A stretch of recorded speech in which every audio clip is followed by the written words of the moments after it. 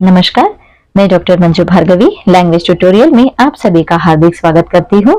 आज हम लोग बाल मुकुंद गुप्त द्वारा लिखित पीछे मत फेंकिए गद्य का सारांश जानेंगे। प्रस्तुत गद्य में लेखक गवर्नर जनरल लॉर्ड कर्जन को एक प्रजारंजक शासक बनने का आह्वान करते हुए उन्हें अपने कर्तव्य बोध से अवगत कराया है। लॉर्ड कॉर्नवालिस दूसरी बार भारत के गवर्नर जनरल होकर कलकत्ते में पधारे। उस समय ईस्ट इंडिया कंपनी की सरकार पर चारों ओर से चिंताओं की भरमारी हो रही थी। आशंकाएं उसे दम लेने नहीं देती थी। युद्ध स्थल में लड़ने वाली सेनाओं को 5-5 महीने से तनख्वाह नहीं मिली थी। बूढ़ा गवर्नर जनरल यह सब बातें देखकर घबराया हुआ था। दूसरी बार पदरूढ़ होने के 3 ही मास पीछे गाजीपुर में जाकर प्राण दे दिया। प्रजा के चाहे कैसी ही दशा हो, पर खजाने में रुपये उबल पड़ते हैं।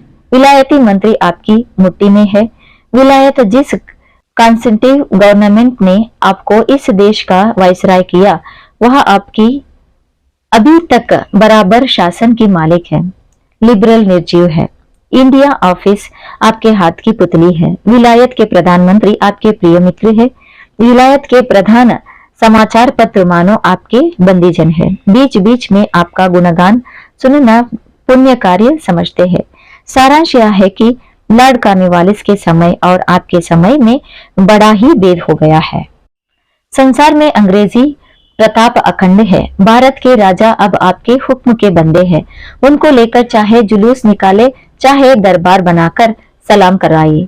उन्हें चाहे विलायत भिजवाइए, चाहे कलकत्ते बुलवाइए, जो चाहे जो कीजिए, वह हाजिर है।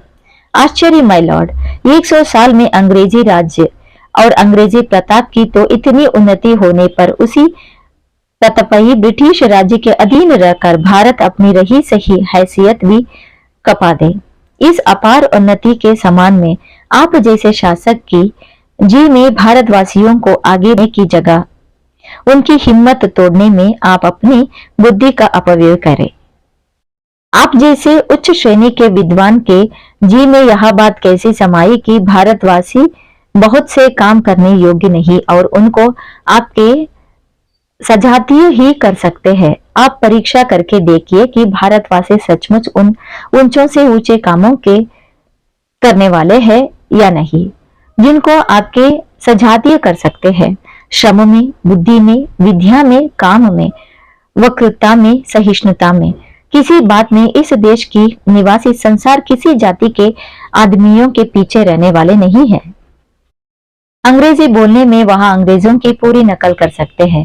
कंठ तालु को अंग्रेजों के सदृश बना सकते हैं, पर एक भी अंग्रेजी ऐसा नहीं है जो हिंदुस्तानियों की भांति साफ हिंदी बोल सकता हो। किसी बात में हिंदुस्तानी पीछे रहने वाले नहीं है। एक तो अपने शरीर के काले रंग को अंग्रेजी की भांति गोरा नहीं बना सकते और दूसरे अपने भाग्य को उनके इस भाग्य में रगड़ कर बराबर नहीं कर सकते। इस संसार के आरंभ में बड़ा भारी पर्याप्त होने पर भी अंत में बड़ी भारी एकता है। समय अंत में सबको अपने मार्ग पर ले आता है। कितने ही शासक और कितने ही नरेश इस पृथ्वी पर हो गए, आज उनका कहीं पता निशाना नहीं है।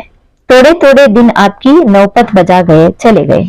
2 साल आपके हाथ में अवश्य है। इसमें जो चाहे कर सकते हैं। चाहे तो इस देश की 30 करोड़ प्रजा को अपनी अनुरक्त बना सकते हैं और इस देश के इतिहास में अच्छे वायसरायों में अपना नाम जोड़ जा सकते हैं। विक्रम, अशोक, अकबर की यह भूमि साथ नहीं गई। औरंगजेब, अलादीन इसी मिट्टी में दबकर नहीं रख सके। महमूद, तैमूर और नादिर इसे लूट के माल के साथ ऊंटों और हाथियों पर लाद कर ना ले जा सके। आगे भी यहाँ किसी के साथ न जावेगी, चाहे कोई कितनी ही मजबूती क्यों न करे। अब यह विचरना आप ही के जिम्मे है कि इस देश की प्रजा के साथ आपका क्या कर्तव्य है। 1000 साल से यह प्रजा गिरी देश में है। क्या आप चाहते हैं कि यहाँ और भी 150 साल गिरती चली जाए?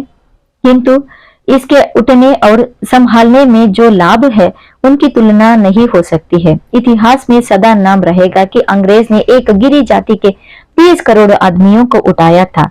माय लॉर्ड, यहीं पर गद्य की समाप्ति होती है। धन्यवाद।